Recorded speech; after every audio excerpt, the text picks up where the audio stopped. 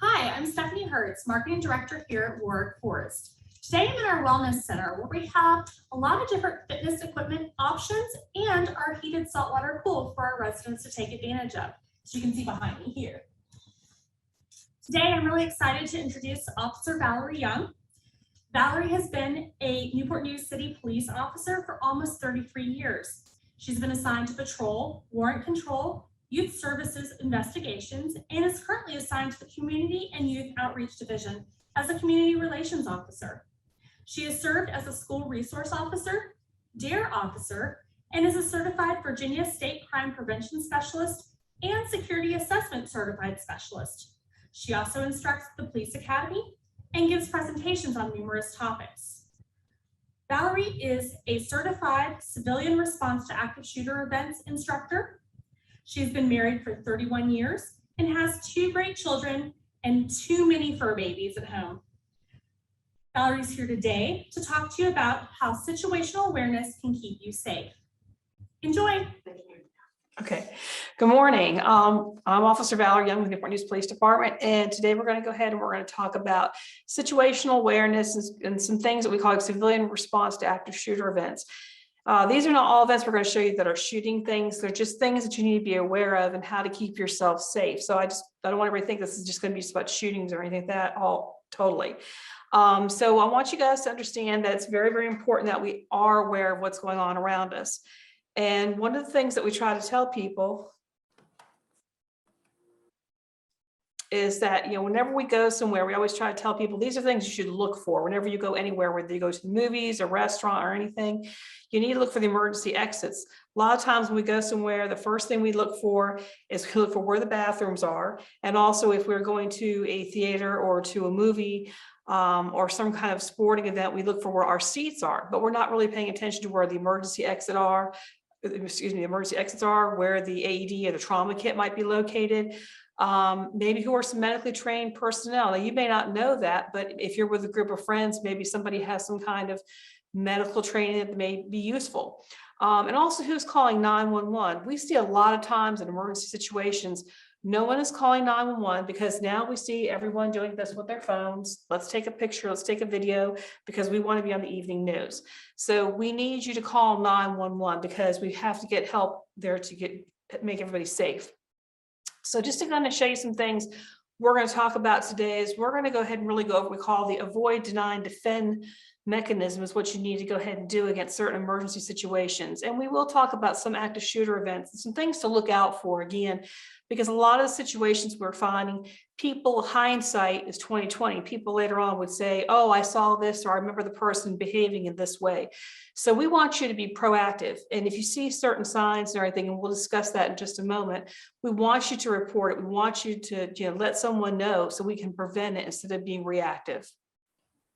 So this is why we're here. Here's a video that was in Paris, France from a few years ago. And you're going to see that there is a gentleman who's going to walk into the store, into like a little small grocery store.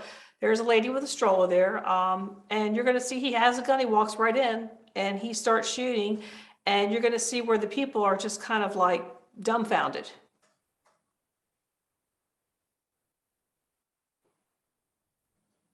And his gun does jam up and everything.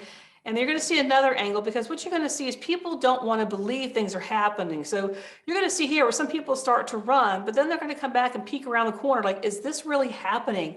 I can't believe this is happening. This is just disbelief and everything. Again, this is not the smart thing to do. The smart thing to do is to start getting away. But again, people react to different situations.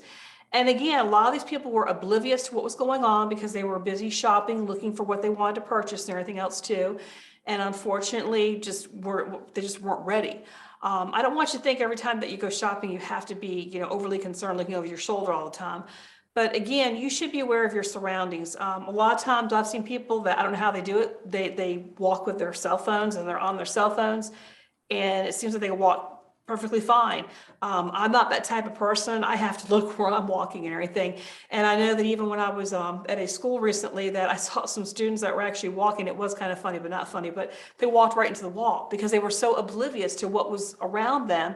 And even though they've been in the hallway many times, they were just consumed with what was going on with that phone. So again, try to be careful with your distractions. So we're going to go ahead and just show you some active shooter events and what is actually considered an active shooter event. And it's attempted mass murder. And I know that some people with the recent shooting we had at Heritage High School, some people were saying, oh, that was an active shooter event. Believe it or not, that was an isolated incident because the people knew each other. So we're very lucky that it wasn't. Usually we have an active shooter event. The shooter is going to have really no profile. There's an avenger mindset. They're either disgruntled with something or someone or a situation. Some will broadcast on social media, either through Facebook, through Twitter. And, again, some people will read it and they don't say anything or they think nothing about it. So it's very important to know that. Some of the situations and the that I will show you, you're going to see where it could be male or female. As far as the shooter, it doesn't matter what religion they are, what race they are. One we did not put in here, and I wish we had, was, you guys might have remembered a couple of years ago, we had the situation up in New York where it was a male and a female that went to a Jewish delicatessen and they started shooting. And again, 2 people, and it was male and female. Here are some risk factors that we tell people to look out for. And this is, we're talking about situational awareness, being aware of how people are around you. If the person's had like a history of violence. Now, you guys may not know everybody, you may not know this, but these are just things to look out for in general, because some of you might be going like to church or things like that. And you might be acquaintances with people. And if you see some changes or you notice people talking, pay attention to it. A lot of times you find people who get involved in these situations have had a history of violence. They've had exposure to violence, substance abuse and dependence sometimes, also mental illness. History of suicidality. You may have heard sometimes suicide by cop, where some people will go ahead and get into a situation and they'll call for the police to come and they want us to go ahead and kill them. They'll try to go ahead and provoke us. Here's one that I do want you guys to pay attention to: stalking, harassing, or threatening behavior. We have seen a lot of times where, unfortunately, we have seen people who turn around and they may be in a domestic situation where they're having an issue with a spouse or a significant other. They may have to get an emergency protective order because a person has been stalking, harassing them. I know when people are at work, they don't want to air out their dirty laundry. They don't want people to know things that are going on. But let me give you an example why this is important.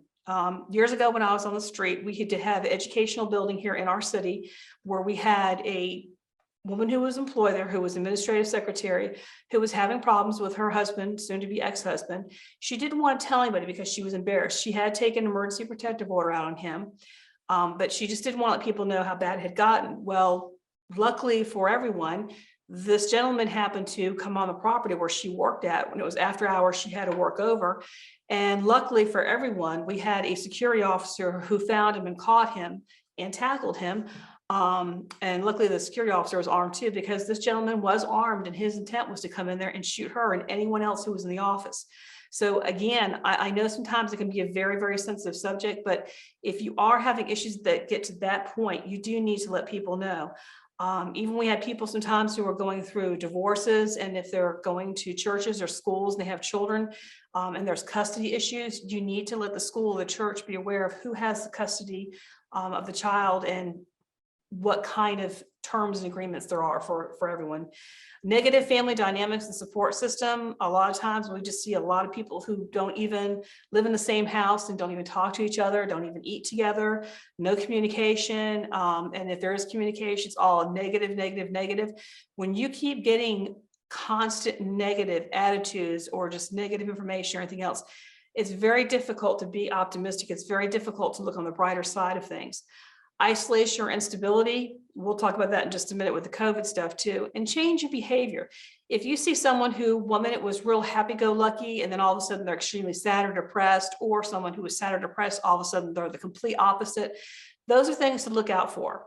I know for me, a lot of times people laugh when I say this, but whenever I'm somewhere I'm working, especially if I'm in a school or something, I always try to tell the students good morning.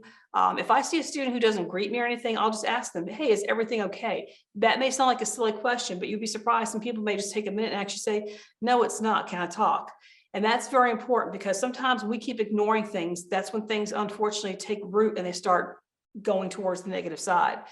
Now, with the COVID-19 crisis, unfortunately, these are some other things that have increased our risk factors. Prolonged social isolation. We've seen a lot of people who have just really kind of maybe even went from being an extrovert to now they're an introvert. It's been a real convenience now being able to order your groceries online, order your food online, everything like that. But unfortunately, it's where people have gotten to the point now to the extreme, and they don't know how to talk to people. They don't know how to communicate with people. They don't know how to relax around people. Anxiety about the future and depression, financial and medical hardships. There are a lot of people that had financial issues this past year. Because they may have lost work hours and everything due to the COVID. We've also had a lot of people who did get sick from the disease and are still having long-term health problems, and unfortunately are having to help or having to pay for it. Some people have lost their jobs because they had COVID and they no longer have health insurance. That's a very stressful thing that can happen also. Again, you can see how our political landscape has been going for the last couple of years. That has been a big contributing factor too. People are going from one extreme to the other. I've been a police officer for almost 34 years, and I can tell you honestly, I have never seen the amount of incidents in my career as I have the last couple of years as far as people protesting and not protesting peacefully either. So again, just be cognizant of that too. And rise of anti-government extremism, that has also been a really on the rise, and it can contribute to it. So I'm going to show you a map. It goes only to, I think it's 2017, maybe 18. It's a little bit older, but it's still good to know.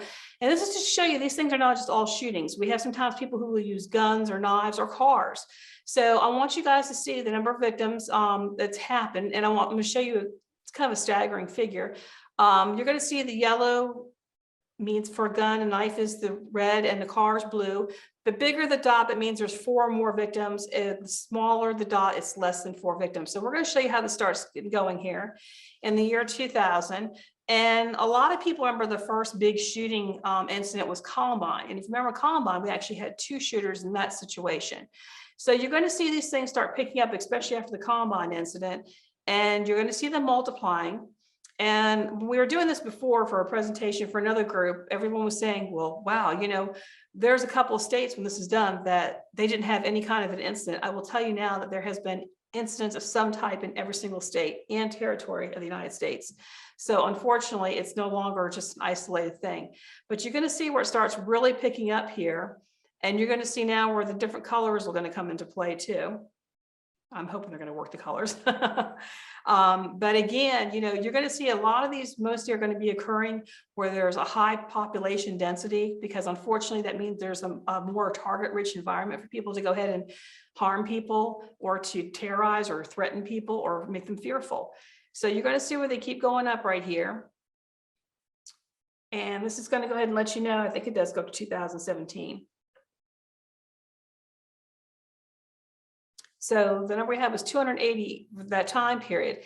Now, I will tell you now, since 2017, we have almost quadrupled that number right there, 280, in just the past 4 years.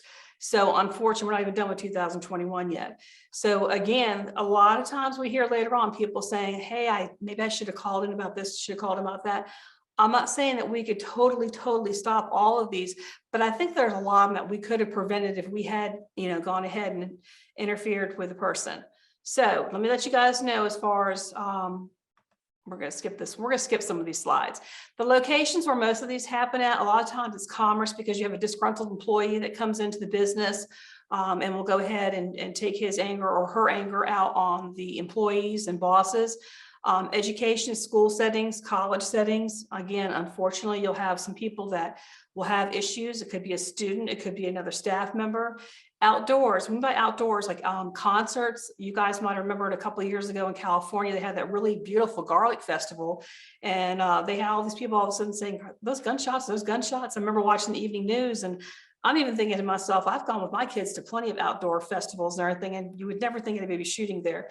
But I do remember watching the news, and there were people on the phones, and instead of getting away, they're going, did you hear that? Is that a gunshot, or what was that? You start hearing something, you need to start getting away, not looking around to see, you need to get away from that sound, get away from it. And it could be indicative of churches and things like that. So we'll show you some of the things. A lot of times we have found there is a connection between the shooter and the victims. That is usually the case.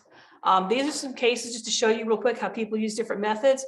And again, I want to stress to you guys, in almost every one of these cases here, someone or some people had indicators showing prior to the person committing these acts that something was going to happen, that there were problems with the person, and nobody reported it. With Santa Barbara, this was a young man who was, I believe, 22 years old. He was having problems with women in dating. He couldn't get women to date him or anything. He became supposedly sexually frustrated. He invited some people over to his apartment that he knew, and he stabbed and killed 3 people in his apartment. He went out to the University of Santa Barbara and he shot a few more people, and he went ahead and ran over some people in his car. He was killed by the police, unfortunately. And in this case, he killed 6 and he injured 14. And again, he had put a whole huge thing on social media before he did this. He had gone on Facebook Live and was talking about what he was going to do. He even sent a manifesto to one of the news broadcasters going ahead and letting him know what was happening prior to actually doing this. And some of the people who knew him knew that he had done this. And again, no one called for police, for mental health, for nothing to go ahead and assist. The Pulse nightclub in Florida, with this particular situation, the gentleman who was involved with this shooting, he turned around and he had some issues with different groups of people. To let you know that the Pulse was not his first target. He was one of these people, all these shooters were finding out, wanted to be known as the one that had the highest number of shootings, of murders. So he was looking for a very target-rich environment. His original target was Disney World. But if you go to Disney World, here's good news, people. Disney World has really good security system. They have great cameras and everything. I know that sounds silly, but they really do, because he realized there was no way he could have done it even in the parking lots of Disney World and gotten away with it. So instead, he went ahead and found another target-rich environment. And he went to the Pulse nightclub. He did end up killing 49 people and wounding 53. The problem with the nightclub too is, think about it. People go into a nightclub, they're going to be drinking alcohol. Most of the nightclubs are very dark. It's very loud with people talking and the music and everything. So when this first started happening, people weren't aware of what was going on. Again, some of them were under the influence of alcohol and everything too. And then when they did hear what was going on, because they did not know where the exits were in the building, most of them ran to the bathrooms with there were no exit doors. So they kind of trapped themselves, unfortunately. We also have Las Vegas, and again, this is like an outdoor event. This one had where 59 people were killed. And to let you guys know about this one, if you can see in the background, you see kind of like a white fence back there. It's a netted fence. That is not like a barricade fence or anything. It does not provide any cover. This is what they call snow or net fencing, where it just allows people to stay in a certain area, especially if you're going to have an event where people are drinking and you want to keep them in that one particular area. This gentleman that did this, was not looking to shoot the people at the concert. He was originally looking for the airport, which was on the other side of where this venue was, because his goal was he wanted to go ahead and blow up the gas tanks to create a whole bunch of chaos and injure and kill a lot more people. His rounds could not reach that, so instead he turned his attention onto the concert. And at first, if some of you remember watching this in the news, people weren't aware. The music kind of kept playing for the first few seconds until finally somebody realized what was going on. And again, situational awareness. If you look at this picture, you're going to see, again, people have been drinking, so they may be, intoxicated, or their response time is going to be slowed down. But look at all the junk on the ground. I go to concerts sometimes to Virginia Beach and to Portsmouth and everything, and I'm very careful. I'm cheap. I sit in the lawn seats. I can't afford the good seats. But again, it's important to keep in mind when you're up there, not again thinking, is somebody going to come up and attack me, or is something going to happen, a fire or anything. But again, it's a good idea just to be aware of what's going on. So I know that if I'm in Portsmouth or I'm Virginia Beach, there's 3 ways to get up into the lawn areas. And I've had some people who said to me, well, if somebody comes up there shooting, I'm going to go over the back side of the place. If you go over the back side of Virginia Beach, you have a 60-foot drop to the concrete parking lot. And I think it's a little bit less than that for Portsmouth, but still a pretty steep drop. So again, just plan little things. I know when I used to take my kids to Busch Gardens all the time, especially to Hollow Spring when they were teenagers, and the kids don't want to stay with their parents when they're that age. I would always tell my kids, if something happens, whether it's a huge crowd or we can't find each other, and sometimes y'all know how those shows end and everybody's trying to get out at the same time. So we would pick different places to meet. We would say, okay, let's meet at this location. If for some reason there's just so many people trying to go out at the same time, we'd have a second location to meet. So make sure you have that. And if you're using your cell phones, you can call and keep that communication open. But be aware of what is going on around you. New York City, this gentleman turned around in 2017, decided he wanted to go ahead. He was an Islamic terrorist. You can see he is still alive in this picture. Again, he's one, he wanted to know how many people he could kill. He rented for $19.95 a truck from Home Depot, and he hit several people. And again, we have Virginia Beach. We have to include Virginia Beach now. Unfortunately, we never think this would happen near us, and it did. Again, this was a disgruntled employee, and he killed 13 and he wounded 4. And this is still very raw for a lot of people around this area too, about what happened with this. So again, we can't take it for granted, and we see things in the news, oh, it's never going to happen here. You just don't know. You don't know. And this was in Texas. And just to let you know with this one was in a church where a gentleman went to the church and he had issues with religion, and he started killing some members of the congregation. And there was a gentleman who lived right around the corner. He heard the gunshots and he went and he engaged the shooter and did kill the shooter. I'm not telling you to do that. Please don't think I'm telling you to do that, but I'm just saying he happened to live there. And I think everybody in Texas owns a gun too. But again, we don't want you to engage. Again, this gentleman, before he did this, there was warning signs. His family said later on, he was acting a certain way. He was in the military prior to this, and he was having some mental health issues. And again, it's great when you can say later on, well, this person did this because of this, but wouldn't it be even greater if we could say, hey, we prevented this person from doing this because we got the person help, or we got them to where they needed to go. So again, the number of deaths is going to go ahead and depend on the target availability and how quickly the police arrive. Now, a lot of people are like, well, how long is it going to take the police? Because I've heard some people say, I call 911, it takes them forever. If you have an active shooting situation, the national average is this, it's 3 minutes. I will tell you here for Newport News, it's going to be a whole lot quicker. We had that situation that happened in Heritage. The response time we had, the school resource officer just happened to step over to Achievable Dream, and he was over there in less than, I think, 10 seconds as soon as it started happening. So again, I want you guys to realize, and we had so many people at Heritage within like the first, 2 minutes. We had people coming out of the woodwork. We had DEA, we had FBI, we had sheriffs, we had people from Hampton. It was incredible, the amount of support and everything, and really looking out for one another we got and everything to help the school, the staff, and the students for that particular situation. So disaster response, we're going to skip over some of these slides, but I do want to let you guys know there's 3 stages of disaster response: it's denial, deliberation, and decisive moment. And what's going to happen is with denial is, again, people don't want to accept something is really happening. There may have been times where, like, for example, you may have heard a noise outside or something, like, oh, did I hear something? No, I don't think I did. So that's denial. Okay, so we're going to go ahead and I'll show you a little thing about, we're going to go over this video. We're going to skip this video, excuse me. We'll come back to it if we have time, but I want to show you as far as what happens with deliberation too. This is where you need to know, again, with situational awareness. First of all, you don't want to deny. If you hear something, you see something, you need to start acting on it. Deliberation, you've got to start doing something. With stress response, this is what can happen to people sometimes. Can I borrow you for a minute? Okay, come on up here. She did not know I was going to do this to her today, so I apologize. Okay, so I'm going to have her step in a picture for just a minute. I'm going to give you some directions for those of you who are here. And I want you to take a look at her real good. And what I'm going to do is I'm going to clap, but while I'm clapping, I want you to go ahead and I want you to think to yourself 3 descriptions of her. Picture? Okay. Okay. Now, people are going, why did I clap and everything else? I was trying to add some stress onto you.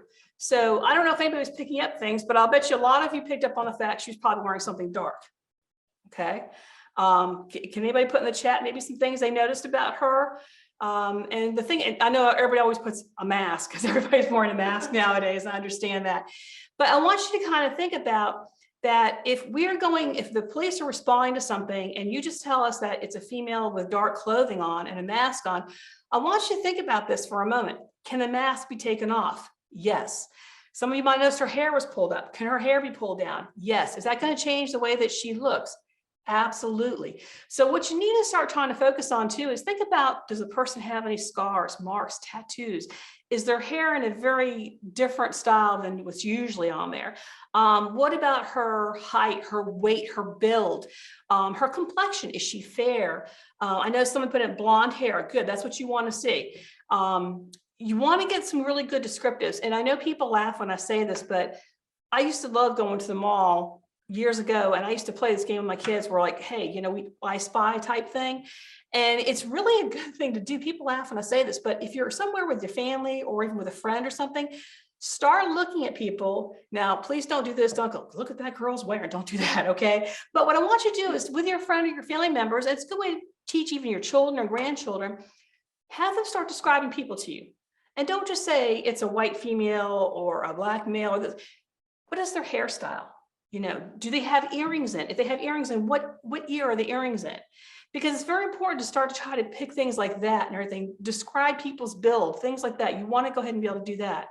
With a stress response, what's going to happen a lot of times when people get into a stressful situation, and again, they start denying it, and the situation starts to escalate, they're not going to be able to respond properly. So if you see the heart rate we have here at 60 BPMs, beats per minute, let's say you are at home, and I'll use the example we used a minute ago, that you hear a noise. And a lot of us have heard noise outside our house, and you're in denial, and you're like, no big deal, it's just a noise, I hear it all the time. And even if you have animals, the dogs might bark or something, and you might still think, oh, shh, be quiet, don't bark, it's okay. Well, then, you know, your heart's beating regular. Then all of a sudden you hear another noise, maybe a tap at a window or another door. And now your heart rate's going to start going up a little bit, and you're going to start getting a little bit of anxiety because you're going to be thinking, did I really hear something? And then you might still continue to deny it. Then all of a sudden you start to hear a window breaking. Now you're in the red, 120 beats per minute. And what's going to happen is, because your stress level is getting higher, you're going to be really limiting your intake of oxygen. So then you can't think clearly with your brain, and it's going to be very difficult to make good choices. So now your deliberation time is going to be slowed down considerably. So now you're hearing footsteps up on the stairs, and you might be at 150 beats per minute now. Now you may have gotten to the point where you may have heard of people who will either do the freeze or fight. You may be at that part right now where you can't do anything. You can't respond because you cannot think clearly. And it's very, very important for you to understand that, again, if you don't deny things, you start acting when you hear something or see something, that's going to help you with deliberation. That's going to help you with being able to react to things with your stress level and keeping it down.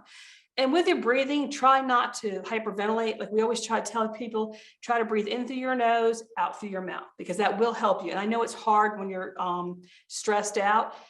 Just think about different ways you can practice it when you're at home.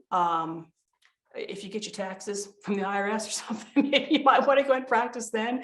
I know it sounds silly, but think of something that stresses you out, that you know really stresses you out, and try to practice breathing in through your nose and out through your mouth. And if you have to count to the count of 4, because that usually will help you. Practice makes perfect, and you will find it does help you. When we are practicing our drills, our active shooting drills, we are being trained just like it's a real thing. There's times they sent us out and we think it's a real thing. We don't know until we get, like, say for the mall, for example, if they use the mall as a training facility for us at some time, they will take our guns from us when we get there and give us fake guns, but we're already pumped up because we think it's real. We go in there, they don't tell us what we're going to encounter. We have to treat it like it's real, and you actually feel your heart beating. You can almost like hear your own heart beating and everything too. And we have to learn how to deal with that stress, because we're not going to be good for anybody if we can't control our stress either. So just think of different ways to go ahead and to go ahead and reduce your stress. Now, keep in mind too, that there's a lot of things that we do ordinarily that we think nothing of it. Some of you may have had children, and it may be nothing for you if you remember to get your kid in and out of that stroller. Sometimes you learn how to do that snap real quick and get the kid out and everything. If you remember when I showed you the video earlier in Paris with the lady who had the baby in the stroller, I'm going to show you her again. And again, something as easy as taking a baby out of a stroller. When you're under stress, I want you guys to see how difficult it is for her to get this baby out of the stroller. And I will tell you, because some people are concerned, the baby and the mother survived this. Nothing happened to them. They didn't even get injured. But again, some people, they're hiding. Some people are falling. Some people don't know which way to go. See how she's trying to get her kid out of the stroller? The kid is not unbuckled. Something that usually she does several times a day, and she couldn't even do it because of stress level. You forget simple little things like that. So again, it's important to go ahead and try to practice ways of keeping your stress down. Again, deliberation. Once you make that decision, okay, I've got to do something. This is why it's so important. Remember I said earlier, it's not always going to be about a situation with a shooter. It could be even with a fire. This right here was the Station nightclub. This place had all kinds of violations. It was up in New England. I can't tell you how many times they were cited for noise ordinance problems, for fire safety problems. So what the owner of the place did, he decided to go ahead and put this acoustic spray stuff on the ceilings and walls to go ahead and supposedly help muffle the sounds and noise so the neighbors would not complain any longer. But what he had forgotten was this stuff was extremely flammable, and he would have concerts in there, and he decided, he was going to let the bands that came in there to go ahead and they could have like their fire and pyrotechnics and everything in the show. So this is a group called Great White that actually came in and they performed. And I'm going to show you the video that somebody took there of, again, what happened. What I want you to keep in mind, you're going to see there's several numbers right there on the map.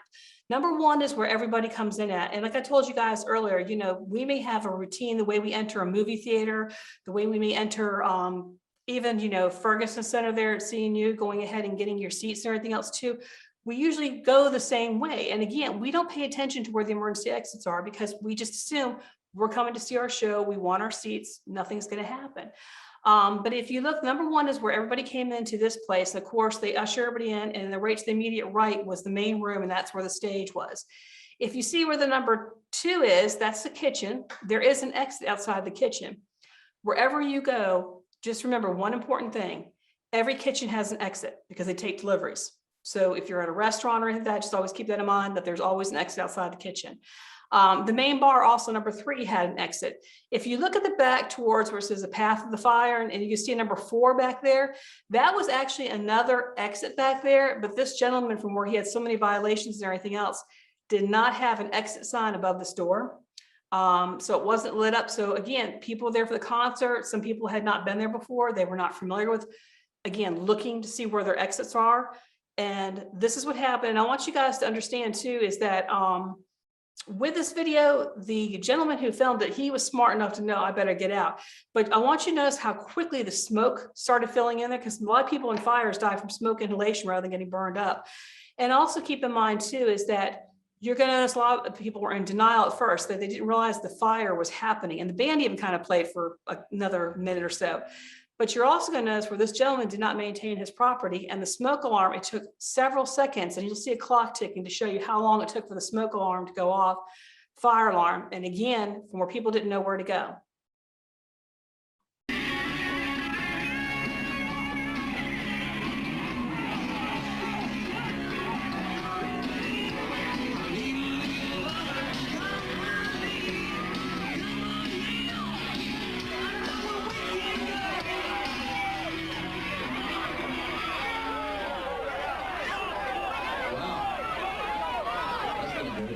You can see it's catching on fire there.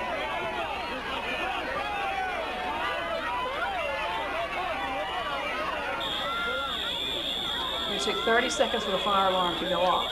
Now see that door in the back there, that's the emergency exit where you could have gotten out. A lot of people could have gotten out. But the people, if you notice, I mean, they're not panicking just yet. They're walking out, and you got lights are finally going on with the smoke alarm, but that one way in was a very small hallway. You can see here how small that hallway is. You've got all those people that are in there. And if I remember correctly, there was like over 700 people that were in there. You know, some people see the smoke all starting to fill up now. You can see how quickly the smoke is filling up. And then you're going to start hearing people getting panicky, and you're going to start hearing people screaming because they're realizing, you know, we're not going to be able to get out.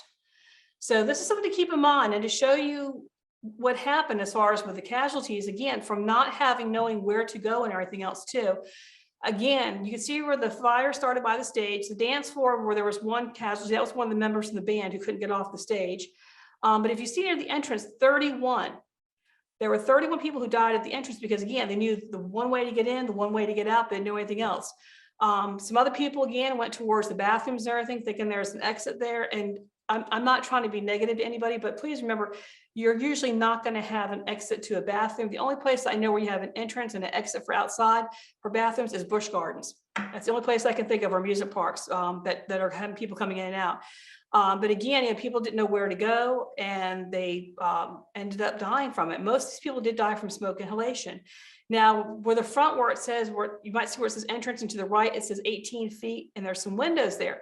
Some people did get to where there are windows, and they did break the windows out and escape. But that was out of desperation. Now, the reason the people could not get out of where the entrance was, and I don't mean to be alarmist, but just to show you, again, this is a fire, no shooting or anything, was because the people ended up suffocating each other. They ended up trampling each other, and this was it. They couldn't get out. These people are all trampled. These are people who die from this. So again, this is not something they couldn't get out. They couldn't get out. They blocked it. And you probably have heard about stadiums where people have trampled themselves and everything else too. That's what happens. So again, just, you know, make sure you are aware where situational awareness, know where you are, look around for where exits and stuff are. So if something happens, you know where to go. When you're also doing deliberation, you need to go ahead and try to calm yourself. We already talked about breathing, and shift your emotion. Instead of saying, oh, I'm going to die, or something bad's going to happen, you need to think about, what do I need to do? And staying fit does not mean you're going and doing 20 push-ups a day and everything else. It means staying mentally fit, and also to keep moving, to keep going ahead and making a deliberation. This is what I need to do, step 1. This is what I need to do, step 2. So it's being mentally alert also. Again, the best thing we could tell people to do is to practice. I know some people kind of laugh when I say that, but think about it. When we're in school, elementary, middle, and high school, we have things like fire alarm drills. We have tornado drills. And I know now we have lockdown drills. We've had them for several years now. I know some people kind of act like, well, it's terrible, we have to do a lockdown drill. But it's good because people are learning how to react. So when a situation does happen, they know. What I don't like is when I see some businesses that turn around and they have a fire drill, and what they tell everybody is, don't leave the building, wait for the email to tell you if you need to leave the building or not. Well, if you wait that long, you can be in trouble, especially if you're in a tall building that has elevators, because if there's a fire, a real fire, the elevator is going to be out of service for you. So that's just something to kind of keep in mind. This is where I'm going to show you where practice makes perfect. This gentleman here, Rick Riscola, he was from Britain, and he was, you guys may have heard of a movie called When We Were Soldiers, and he was one of the people that was in that. He served in Vietnam and everything, and he became the head security person for where he worked at in the towers and everything for the Dean Whittier Morgan Stanley Company. Now, he had it when he was there for the original bombing way back in the, I think it was the 90s or the 80s. And he told them that we need to start getting a practice plan here for our employees, because if that had been really worse than what it was, we would have lost a lot of employees. And they gave him a hard time at first and said, we don't need to practice. We have a plan that all the employees sign off on. That's fine if they sign off on, but if they're not practicing it, they're not going to react to the way they may have read it. Like a lot of people read something, they put it in file cabinet, whatever, and forget about it. If you practice something, you'll find that you will follow what you practice when a crisis happens, because you practiced it. So they kept him on, and he actually did a drill at least once or twice a year, where he made all the employees have to walk down all the stairs at the World Trade Centers from where their floor was. Now, one thing I didn't realize until I had studied with this gentleman was that, and this is why a lot of people die in the towers, when we think of buildings that have multiple floors on them, we think of the stairwells always being on the sides and going up on the sides. Well, because the way the towers were built, what happened was they would go up several stories, and then they would cross over, like they had a hallway that would cross over, and then they go up and down again. They had to crisscross every so often because the structure of the buildings were so tall and everything. I didn't even know that until I read about with this gentleman. This guy was great because he turned around, and he even had it where he had some handicap employees. He had it in place where there was one lady that was in a wheelchair, but they had a sling seat for her. And when they actually did the drill, that they would turn around, he had 2 of his stronger employees would go and get her, put her in a sling seat and carry her all the way down. So when 9/11 happened, he got every one of his employees out. He saved over 2,700 lives. He got every one of his employees out. The only ones that died from his company was himself and one of his security officers, because they went back in the building to try to get more people from other companies. He directed people who were other companies who froze at the stairwells, who didn't know where to go anymore. He told them, follow us, follow us. So again, it's very important. You have to know where you're going, you have to know what you're doing, that deliberation. You have to have a plan. So what we tell our civilians is this: we don't want you to do this. We want you to deny it. You hear gunshots, you need deliberation. Don't need to ask yourself, did I hear something? What did I hear? Did I really hear what I think I heard? Don't, because the longer you wait, you're putting yourself more into a dangerous position. So when people play dead, this is not a good thing to do. And I'm going to let you hear from a young lady who was at Virginia Tech what happened when she played dead, thinking it was going to help her situation, and it didn't. We heard the first shots at around 9:40 a.m. I was sitting on the wall of the classroom, so in the hallway, and I could hear the shots getting closer and closer very quickly. I mean, there was only a few seconds between the first time we heard them and when he actually walked in. To me, it sounded like an axe being taken to a piece of wood. And our teacher, she opened the door and she peered outside and she immediately shut the door and she said, call 911. And right then, he walked in just seconds after. There's absolutely no time to to think or to duck or to take cover, and people just kind of fell to the floor. And he immediately walked in shooting, and he went to the other side of the classroom, and he started going down the rows. He went down each row very quickly, very purposefully. And I remember thinking, your turn is coming. You're going to get shot. I mean, I didn't realize there was an active shooter, but I knew something bad was happening. He came back to our classroom 3 times, and on the 3rd time, he killed himself in the front of the class. In between each time he was there, you could just hear people crying and coughing, and the cell phone started ringing. When he was in our class, I remember trying not to breathe very much, so he couldn't tell I was alive. Because as my stomach was hitting the chair, I was thinking, you know, he can see me breathing, he can see me alive, and that was very scary. I'll never forget when the SWAT team first broke in at around 9:51. The officer in the front of the classroom said, "We have a lot of blacks in here."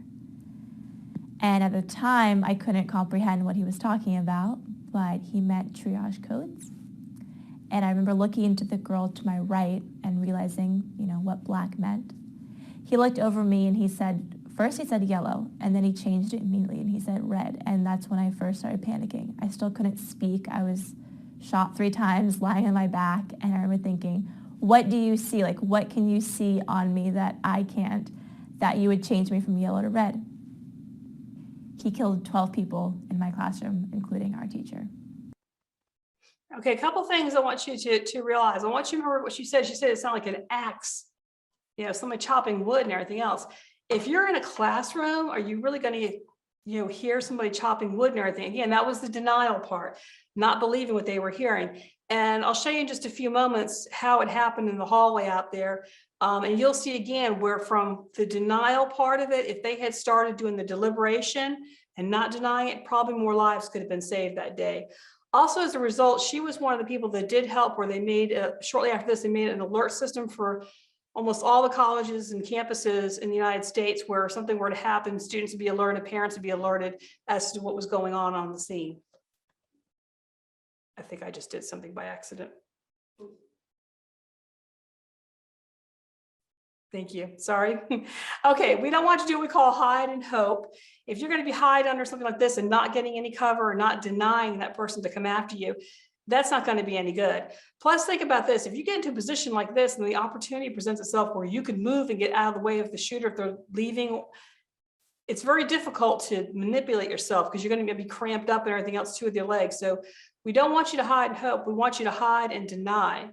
And we'll show you what we mean by that. I think we're frozen for a second here.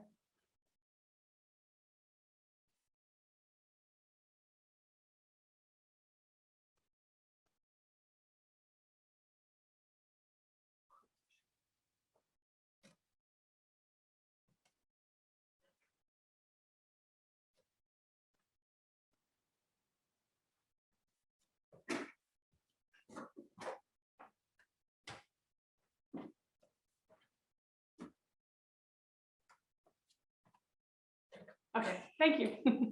Again, sorry about that. We're trying to work with this thing here because sometimes the video, it's not working properly. We do want to show you a situation where years ago, Walmart made this way before anything happened with them. They made a video to show their employees how to react if there was an active shooter. Now, I want you guys to keep in mind, especially the holidays coming up, you know, we get to where we're shopping and everything else, and we're on our phones while we're shopping and we're talking to people and everything else. Sometimes we're not even aware of what's going on with people. And not even with a shooting situation, just think too, we have a lot of people who get pickpocketed and everything around this time of the year because again, they got the pocketbooks wide open, wallets hanging out and everything else too. So again, situational awareness, keep your pocketbooks closed up and everything else. Look around at people. If you think somebody's standing a little bit too close to you, take a couple steps back and away from the person. So we'll show you what happened with this particular video.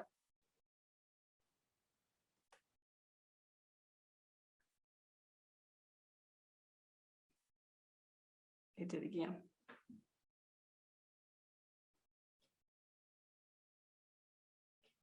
Click the screen. Okay, thank you. 911, what's your emergency? There's a gunman inside the store. We need help now.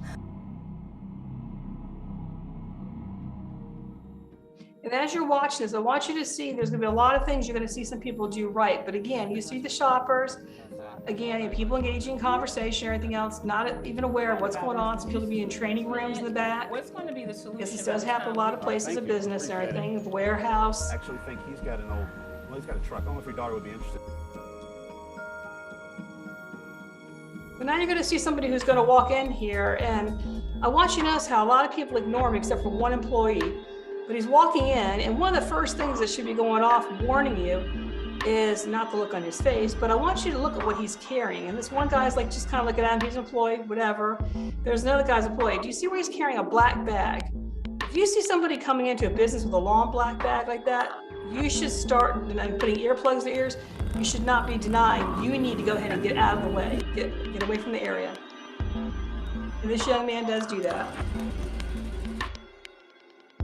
But the other people are still shopping and everything, totally oblivious.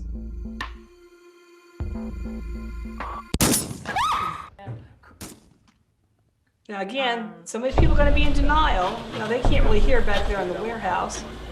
But you're going to notice the cashier, she hears it, she knows what's going on. So she's smart, she's going to get out with some other people, and she keeps running until she gets behind cover in a car. When you're getting away from something like this, you need to keep going, get as far away as you can and call 911.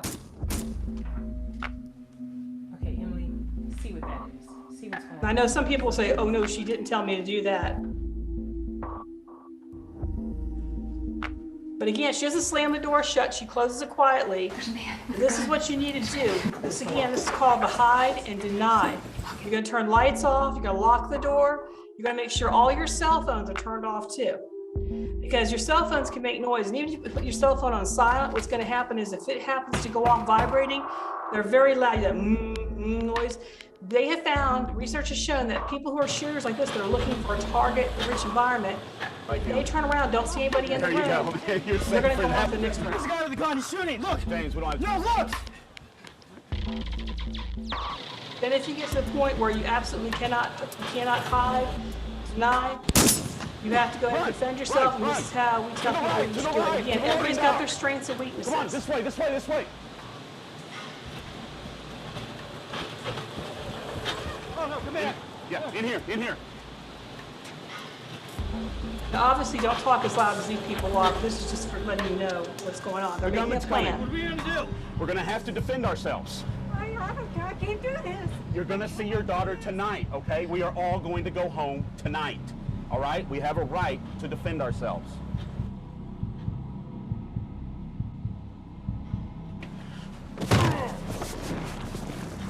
Now, remember the lady said she wanted to see her family all the time. She's an older lady, but look what she does. They tell her to get the gun, get the gun. So again, let me go ahead and stop it there. Again, to let you know, you may not be the person who could take that leadership role on. You may be the person that may have to go ahead and maybe listen to somebody else and everything. But again, if you saw, they worked as a team and everything else too.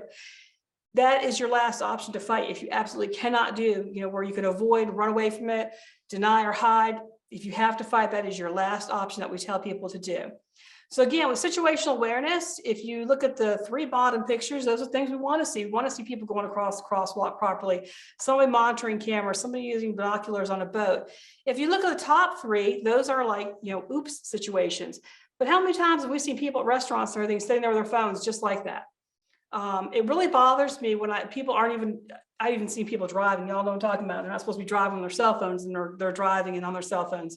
So again, you want to be careful of that. Where the door is propped open with a little wedge right there, that is something I see all the time at schools, at businesses, where an employee comes in, they have to make more than one trip, and instead of asking for a friend to hold the door for them, they prop the door open, then something distracts them, and they don't either go back to get what they needed, or they forget about it, or they leave it open for the next person to come in. That's asking for trouble, because people will figure out who's propping doors and which doors they can access and everything too. So be very careful about that. This is another video I want to show you where it's a school board meeting. Again, a disgruntled employee, his wife got fired.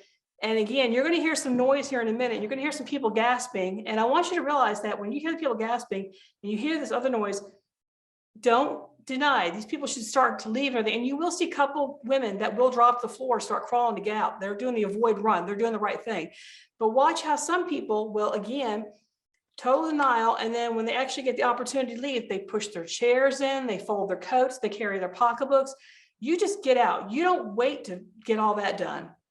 And for the technology to notice it's on the chart that you have there, and it's part of the plan that we have, that the workshop we're going to have following this meeting, but this would be the first step in that whole process. I have a motion.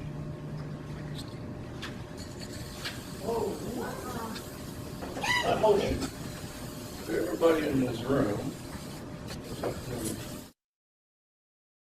behind that counter hit the road. See lady in the green, she's getting on the floor, she's at the floor, and she's low crawling, she's getting out.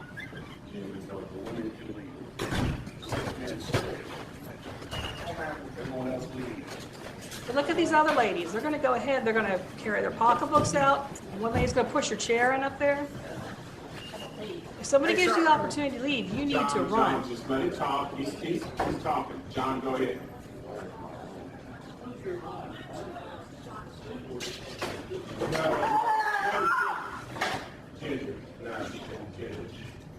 Now, I know some people make fun of the older lady who went ahead and clobbered him with the pocketbook, but she saw an opportunity to distract him and to have the other gentleman jump and get this guy.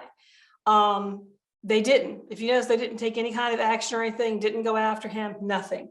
And some of us have pocketbooks that if you're like me, sometimes I'm not gonna lie, mine weighs like a brick, and they can be good weapons to use too. And she did exactly what we tell people to do. If you're going to have to actually fight somebody, you go for the head. Of course, there was quite a difference in their heights and everything else, but she still provided distraction, but those people did not take advantage of it.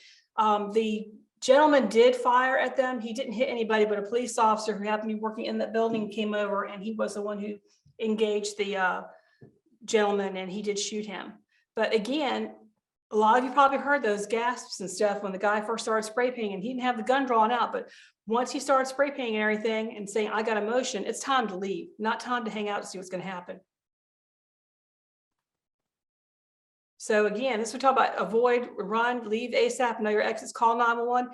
If you remember when I showed you the Paris grocery store, I know I keep showing things from it, but I want you to understand too, this next scene I'm going to show you, they kind of fast forward it, but you're going to see people leaving because you see the gunman come in. It's a one-way street. Look at people leaving their cars and going the other way.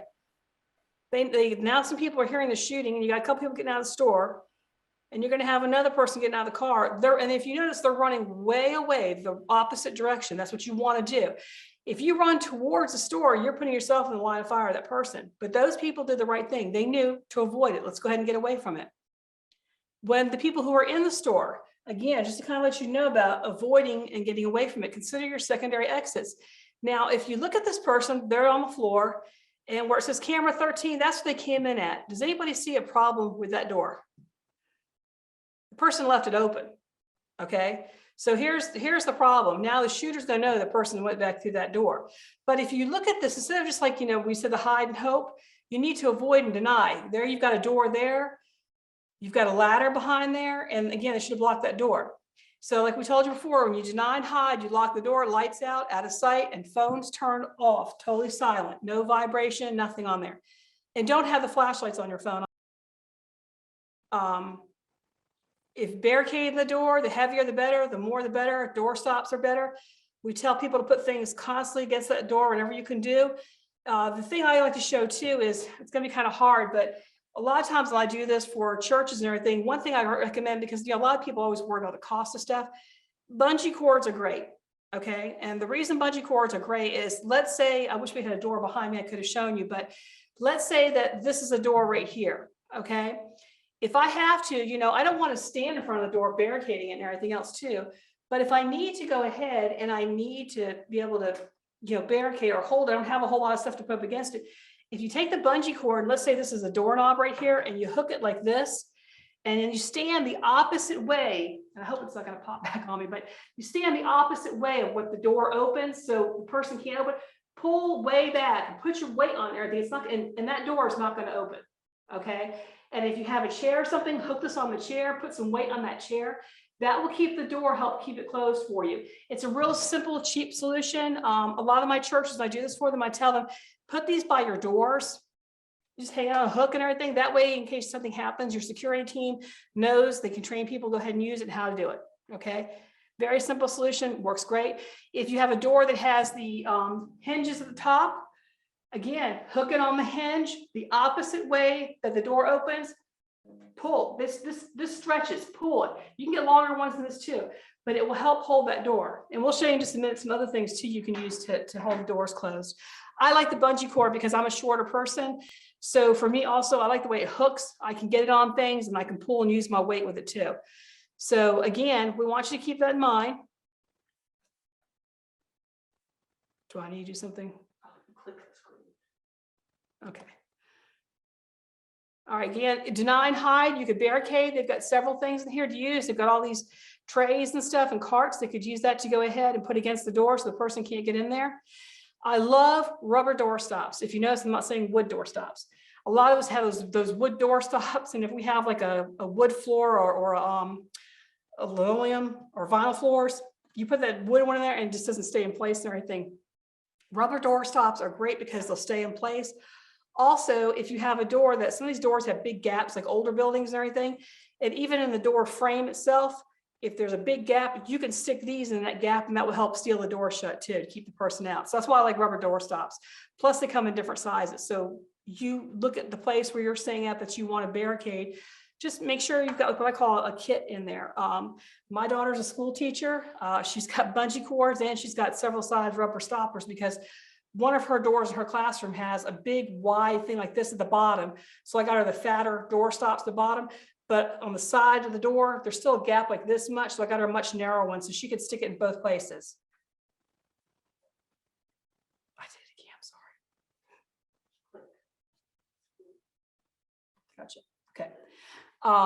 Another thing that we tell people to do too.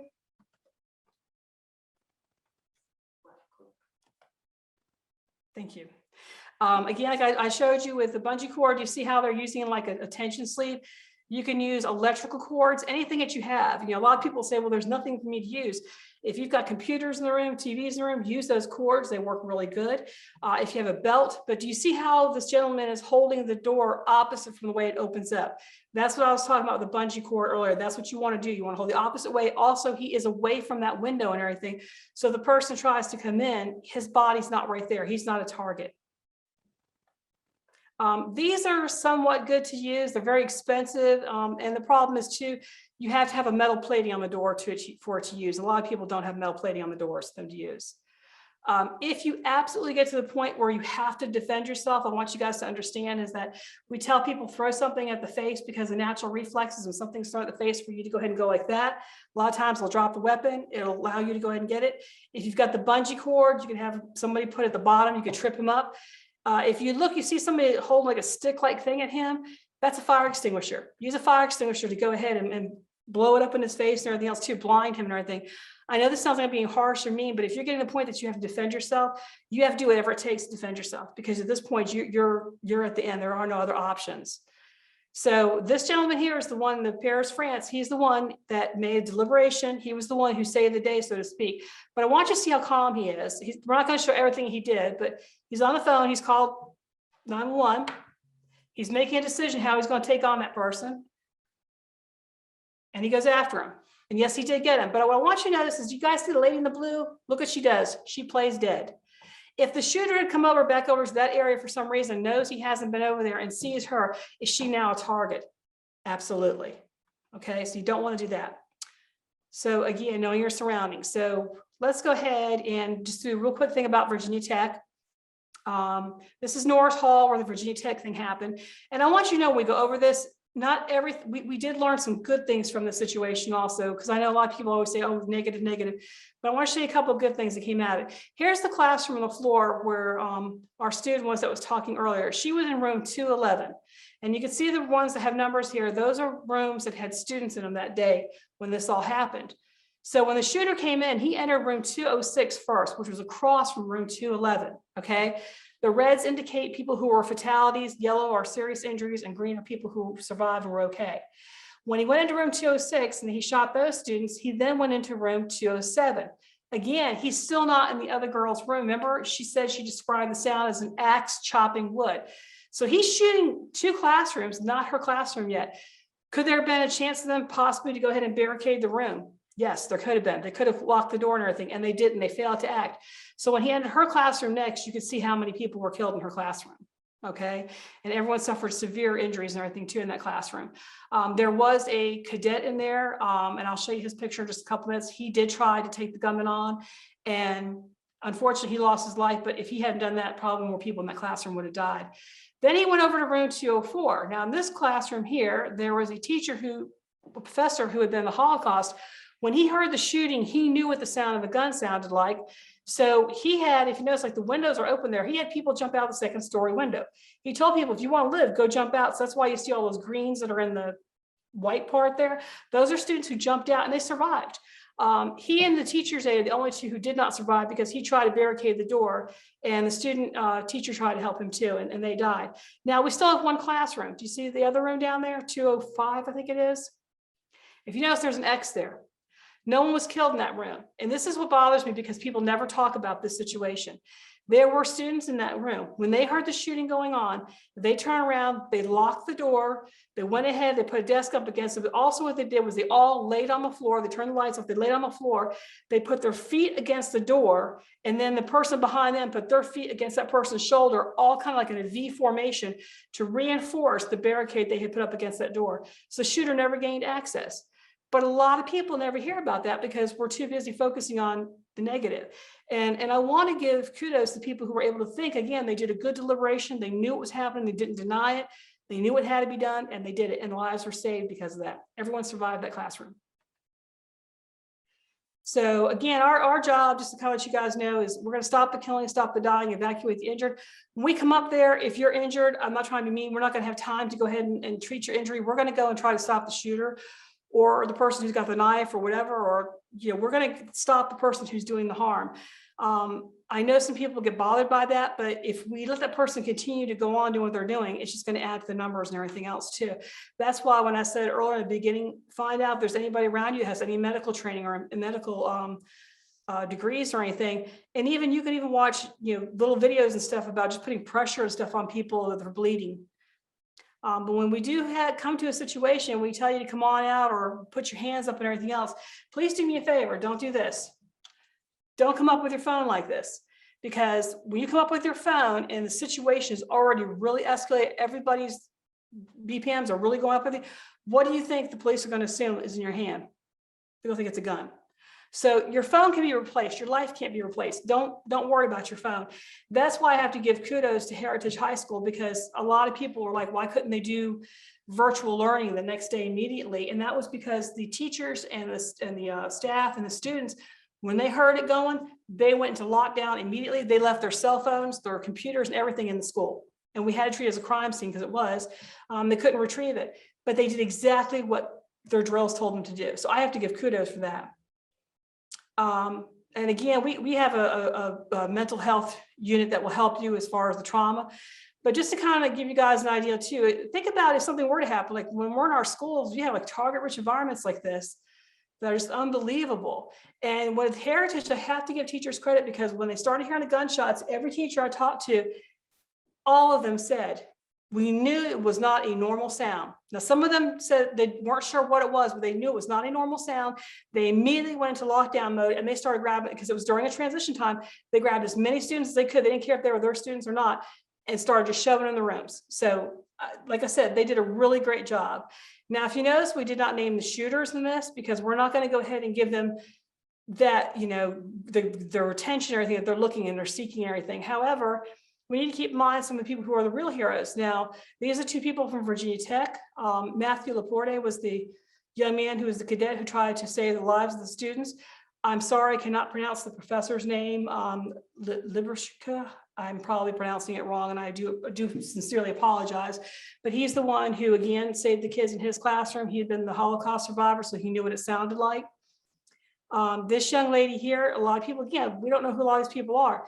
She is the one who turned around, and her name is Victoria de Soto, or Soto, excuse me, she is the one that had the first grade classroom that was the first one being shot into. She put her kids back towards the covered area, and she used her body as a shield for the students. Most of her students were killed in the classroom, but some were saved because of her actions. Here's one too, it's kind of interesting. No one ever heard about this lady, Angela McQueen. She's a PE teacher and a math teacher from Illinois. And again, because we don't always talk about positive things, she was in her school and she saw a student who she knew had been in trouble, who'd gotten suspended or expelled from school, wasn't supposed to be on the property, come in, he had like a duffel bag with him. She knew something was wrong. She approached him, he started acting strangely, and she turned around, tried talking to him, and he started going for his bag, and she tackled him. And she got him to the ground, she held him until security got there and everything, and he had a gun in the bag. He was coming to shoot the school up. So she prevented that from happening. So again, these are some things we just want you to realize and everything too, is think of what's happened before, think of your situational awareness, because in every one of these situations, people have said later on, yeah, I saw this, I heard this, or I thought this person was feeling like this and everything. We want you to be more proactive. Don't be reactive. Let people know if you hear or see something. Always be on guard and alert for yourself too. And again, even situational awareness, it does not have to be active shooter. It could be like a fire situation like we showed you earlier. And it could even be with the holidays coming up. It could be even where making sure your pocketbook and your valuables are safe, making sure your car's locked up, just things like that. And we want you to make sure too that if God forbid something happens to you and you do have to do the avoid, deny, defend, make sure you try to run if you can, if possible, try to hide. If you can't run, if you can walk as fast as you can, as long as you're trying to get away, because I know not everybody can run. Do whatever you can to get away from it. And if you can't get away, you have to hide, then you go ahead and you make sure that you avoid and deny. Make sure that person can't get in that room. Turn the lights off, turn your phone off, go ahead and block that door. And if God forbid, as a last resort, you do have to defend yourself, then you do whatever means necessary to go ahead and defend yourself. And that will be it. So I appreciate it. I don't know if there's any questions. Anybody have any questions they would like to ask at this point? I know we kind of went through things fast. We try to get in so we can get the time allotted to us for this, but are there any questions?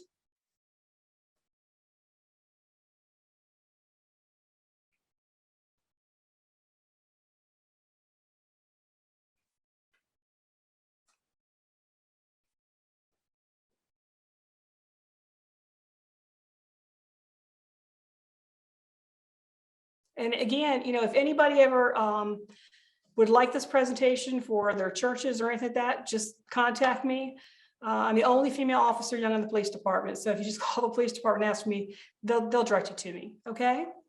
And I hope everyone is staying safe and healthy. Hopefully this COVID stuff will go away. It's been tiresome for everyone, I understand. And I probably will not see you guys before the holidays. So I hope you have a very wonderful holiday season too. Thank you.